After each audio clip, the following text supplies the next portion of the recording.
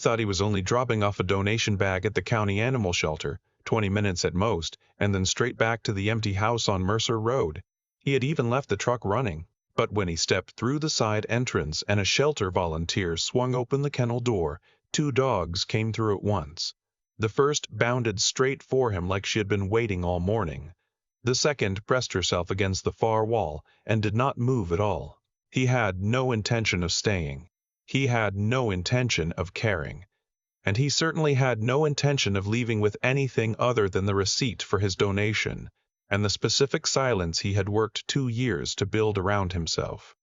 He was wrong on every count. Cold had settled hard over Clarksville, Tennessee that February.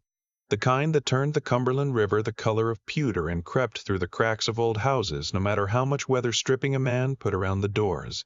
Tom Harding drove with one hand on the wheel and the other resting on the door panel, his jaw set the way it always was when he was moving through something he did not want to feel. At 54, Tom looked like a man assembled by the military, and only partially returned to civilian life. Wide through the shoulders, narrow through the expression. Dark hair going gray at the temples in the way hair did when it had decided to stop asking permission. His eyes were a deep, steady brown, the kind that had seen enough to grow careful about what they let inside. Tom had spent 22 years as a Navy SEAL, before a torn knee and a cardiologist's warning, had made the decision his pride would never have made on its own. He had come back to Clarksville because it was where his wife Carol had been from, where they had planned to grow old, where he had carried her inside the house after her last chemo treatment, and where, 11 months later, he had carried her out of it for the last time. That had been 2 years ago. Since then, Tom had operated on the theory that a man could survive most things if he kept himself useful enough not to notice. He chopped firewood he did not need. He repaired the back fence twice.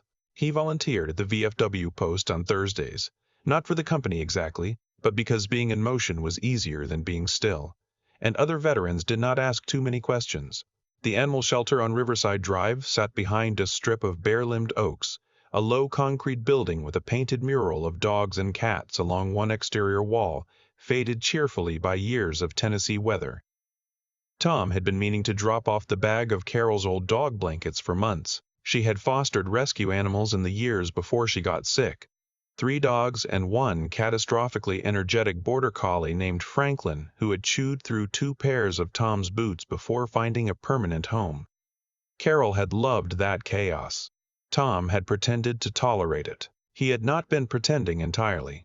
A woman named Nina Reyes met him at the side entrance. She was in her early 40s, compact and quick-moving, with short black hair, dark eyes behind thin-framed glasses, and the particular calm of someone who had spent years working in a place full of frightened animals and had come to understand that patience was not a personality trait but a professional skill. She wore a blue shelter sweatshirt with a small yellow paw print near the collar and moved with the unhurried confidence of someone who knew exactly where everything in the building was and could locate it in the dark. She thanked him for the blankets and offered to show him where they would go. Tom said, "No, thank you," and then somehow followed her down the hall anyway, the way a man does when his feet are ahead of his intentions. The kennel wing was longer than he expected. Dogs of various sizes watched from behind wire runs, some pressing forward with whole-body eagerness, some retreating to the back corners with the careful posture of creatures practicing invisibility. The smell was bleach and cedar shavings and something warm underneath that Tom could not name. The sound was a layered chorus that rose and settled like weather. Nina stopped at a run near the end of the row and opened the gate. 2 dogs came through. The first was a 2-year-old golden-brown mutt with long, floppy ears, a tail that moved so fast it seemed structurally unsound, and eyes the color of dark honey. She hit Tom's shin at full speed, backed up, wagged, and charged again, determined to make up for whatever had gone wrong in her life by pouring all of it into this moment with a stranger. Tom reached down automatically. The dog licked his wrist with the sincerity of a treaty signing. The second dog did not follow. She stood at the gate Nina had opened and went no further. She was a shepherd mix, perhaps a year old, brindle and black, lean in the way that came from not eating well rather than from nature. Her ears were half raised, her tail held low and still. and her amber eyes moved across the corridor with the systematic attention of an animal that had learned to read every room before trusting it. She was not aggressive. She was not cowering. She was simply reading the situation with a gravity that belonged on an animal 3 times her age. Tom looked at her, and something shifted in his chest that he did not immediately catalogue. Nina stood quietly beside him. The happy one is Goldie. She's been here 6 weeks. Lots of interest, but nothing stuck yet. People come in meaning to adopt, and she overwhelms them a little. Tom scratched Goldie's ears. Goldie appeared to be having the greatest morning of her existence. And the other one? We've been calling her Vera. Nina's voice dropped a register. She came in with Goldie. Found together in the parking lot of a closed factory south of town about 3 weeks ago. Temperature was 22 degrees. Tom looked at Vera again. The dog had not moved from the gate. She was watching him with those level amber eyes, taking her time, not asking for anything. She doesn't warm up fast, Nina said. She ate last night, which was an improvement. She lets me sit near her, but she doesn't come to me yet. Tom straightened. They're bonded? We believe so. Vera eats better when Goldie is in the run with her. Goldie checks on her every few minutes like she's been assigned the job. Nina paused. We've had interest in Goldie separately, nothing for Vera, and we're running low on space. The sentence landed without drama. That was what made it worse. Goldie sat on Tom's boot and looked up at him as if she had already signed the paperwork. Vera stood at the gate in the corridor light, not approaching, not retreating, just watching with those careful eyes that had seen something they were not going to describe to anyone who had not been there. Tom said, I don't have dogs. Nina said nothing. Sometimes the most effective thing a person could say in a shelter was nothing at all. Tom looked at the two of them for another moment. Then he looked at his truck keys in his hand. Then he said he would think about it, which both of them understood was not the same as no. He drove back to Mercer Road and sat in the driveway for 11 minutes without getting out. The house behind him was exactly as he had left it, quiet, ordered, and correct in all the ways that had stopped feeling like peace sometime in the past 18 months and started feeling like a punishment he had invented for himself. Carol had never liked a silent house. She had filled rooms with noise the way other people filled them with furniture, naturally, completely, without apparent effort. Music from the kitchen radio. Audiobooks while she folded laundry. Her laughter at something on television that she would then describe to Tom at full volume even though he was sitting 4 feet away. He had pretended to find this irritating. He had not been pretending entirely. He went inside. He ate standing over the kitchen sink because setting a plate on the table for one still felt like a statement he was not ready to make. He tried to read and failed. He checked the weather, checked the back fence, made coffee he did not drink. Around 9 o'clock he sat in the armchair in the living room, where Carol had done most of her reading in the last year of her illness, wrapped in a blue blanket that was still folded on the footstool because he had not been able to move it to a drawer, which would have meant deciding it was an object rather than a presence. He thought about Vera standing at that gate, not moving toward him, not moving away, just watching, in the particular way of something that had learned that want was a door that opened from one side only. Tom had known men like that. Men who had come back from deployments and gone very still inside. Not from damage exactly, but from the long discipline of controlling what showed on their face, until the discipline became the face. He had been one of those men. Probably still was, though Carol had spent 15 years finding the cracks and poking sunlight through them until he had almost forgotten they were cracks at all. He was not asleep when his phone lit up. It was nearly 10, and the message was from Nina Reyes. Attached was a short video. Goldie had located a rubber duck somewhere in the kennel and was conducting what appeared to be an interrogation of it, gripping it in her teeth, shaking it, then staring at it hard when it stopped squeaking, as though accusing it of withholding information.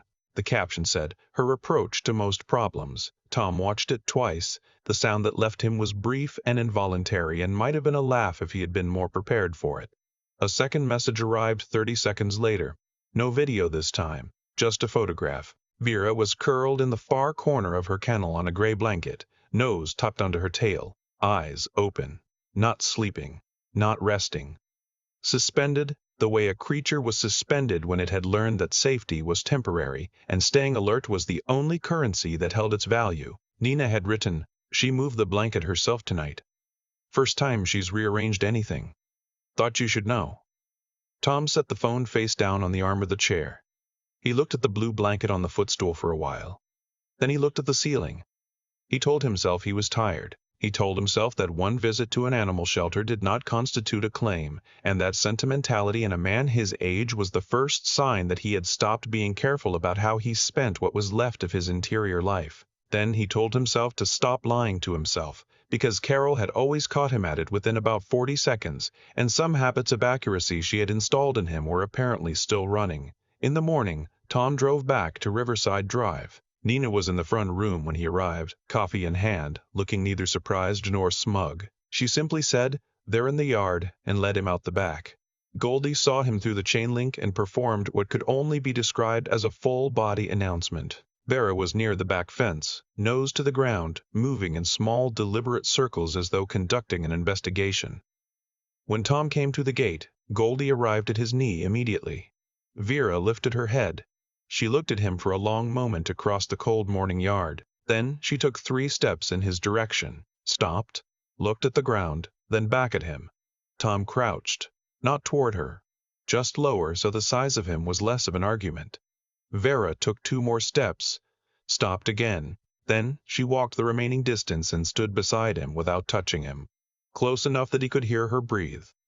Nina had moved back to give them room. Tom did not look up.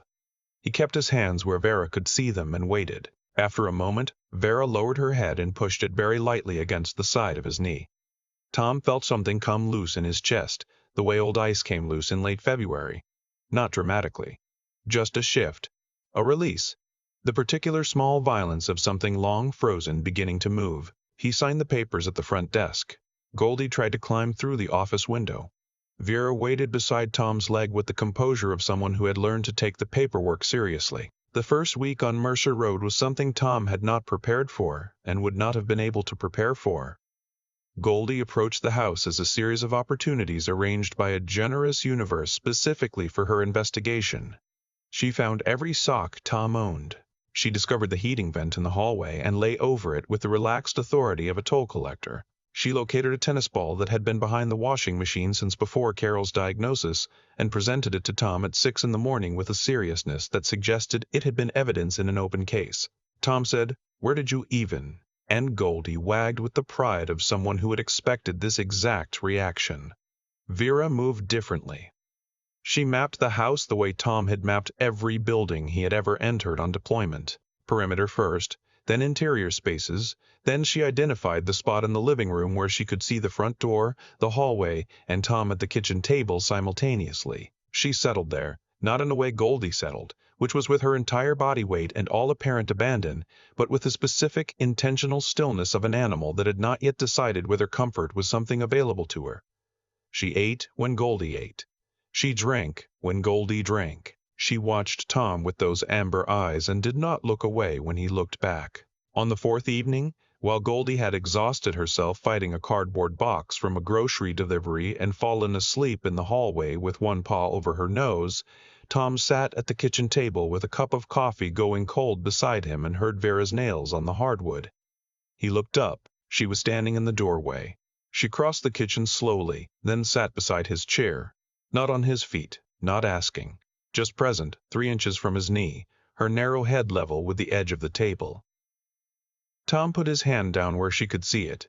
Vera looked at it for a moment. Then she pressed her chin against his knuckles, very gently, the way you would rest something fragile on a surface you were not yet certain would hold. Tom did not move for a long time. He had been avoiding the back bedroom since the morning he had converted it, sometime in the first year after Carol. The room had been her reading room, and afterward he had gone in once to pull the curtains, once to fix a water leak in the ceiling, and not since. He had told his daughter, Melissa, that he was using it for storage. It was not a lie exactly. He had moved boxes in, but the boxes held mostly what the room had always held. Carol's books, still arranged on the low shelf the way she had arranged them. Her reading lamp still plugged in at the baseboard. Her green cardigan folded over the back of the wing chair, because that was where she had put it the last time she wore it, and he had not been able to figure out where else it should go. Vera found the room on a Sunday afternoon. Tom came out of the bathroom and heard Goldie snoring from the living room couch, a wet, contented sound, and a different silence from the hallway. He followed it. Vera was sitting in front of the closed door of the back bedroom, not scratching, not whining. Her posture was the same as it had been the first day in the shelter corridor, watchful, patient, reading something in the air that Tom could not. Tom said, "No." Vera looked at him over her shoulder with those level amber eyes. "There's nothing in there." She turned back to the door. Tom stood in the hallway for a full minute, which was long enough for the unreasonableness of being challenged by a 60-pound dog to become apparent even to him. Then he walked to the door and opened it. The smell was familiar and unbearable in equal measure. Old paper, hand cream, the faint ghost of the particular cedar soap Carol had used for years. The green cardigan was still on the chair. The books were still on the shelf, her place held in one of them with a folded grocery receipt because she had always used whatever was nearest. The reading lamp cast a low, warm light on the wall because Tom had never unplugged it. He had told himself he was protecting the room from disturbance. He understood, standing in the doorway, that he had been protecting himself from the room. Vera walked inside. She went to the wing chair, turned once, and lay down at its base, her chin on the floor, her amber eyes resting on Tom. Tom sat on the edge of the reading table because his legs had made a decision he had not authorized. He picked up the book from the shelf, not the one with the grocery receipt. He was not ready for that.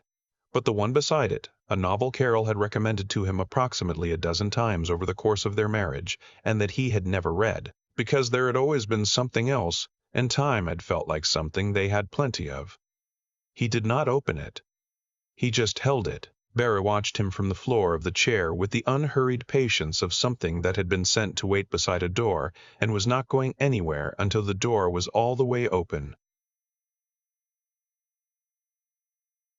Tom did not cry the way he had expected to if he had thought about it, which he hadn't. He did not make any of the large sounds grief was supposed to make. What happened was quieter than that and more specific. He held the book and felt the full weight of all the Sunday afternoons that would never be in this room again. And then he sat with that weight until it became something he could carry instead of something he was hiding from. Vera did not try to fix it. She simply stayed. There was a difference between those two things that Tom was only beginning to understand.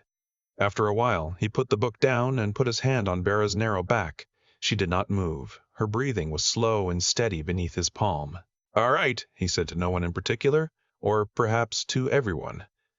Goldie's snoring continued from the living room, uninterrupted by the holiness of the moment.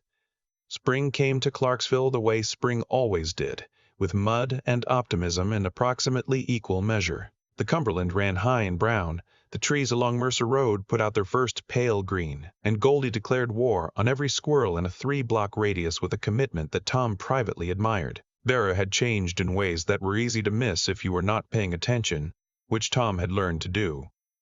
She no longer pressed herself against the hallway wall when they came inside.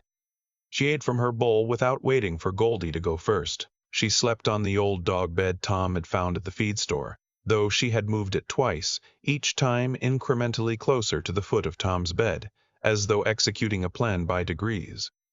She still watched rooms before entering them. She still positioned herself where she could see the door, but fear no longer shaped her the way it had. She had replaced it, slowly and at her own pace, with something that looked more like preference. Nina came by on a mild April afternoon to do a welfare check, which was standard for the shelter, but which also involved her accepting a cup of coffee and staying for 45 minutes. She sat at the kitchen table while Goldie displayed her full tennis ball collection in order of importance, and Vera lay across Tom's feet with the proprietary calm of an animal that had decided she lived here, and the rest was detail. Nina watched them for a while. "She's different," she said. "She takes her time," Tom said. They both found the right place. Nina looked at him over her coffee cup in the mild, observant way she had. "So did you, I think." Tom looked down at Vera. The dog looked back with those amber eyes, unhurried and steady, as if she had always known this was where the two of them would end up, and had simply been waiting for him to figure it out. The veteran service event at the community center on a Saturday in late April had been Melissa's idea. Tom's daughter was 31, tall and practical like him, with her mother's coloring and her mother's particular talent for arranging things in ways that looked casual, until you realized they had been engineered. She drove up from Nashville with a trunk full of food for the shelter fundraiser table and a plan that wore the clothing of a suggestion. They need people to bring animals, she said, the afternoon before, while Tom was trying to focus on the fence post he was setting in the side yard, and Goldie was sitting on his work gloves. Just for a couple of hours. People can meet them, maybe some donations happen. Tom drove the fence post anchor and did not say no, which Melissa recognized as yes. The community center gymnasium held folding tables, coffee urns, shelter brochures, and the particular mix of veterans that Tom recognized from years of being in their company. Some loud and performative with the ease of men who had processed everything, some standing near walls, some wearing unit patches on their caps like small portable flags of the interior country they had come from. The smell was coffee and old wood floor polish, and something that reminded Tom of every briefing room he had ever waited in. Goldie became a local celebrity within minutes. She located a forgotten dog biscuit near one of the table legs, ate it with the self-satisfaction of a prospector who had trusted the map, then sat in the center of the room and charmed every person within range. A group of younger veterans in the corner were laughing inside of 3 minutes.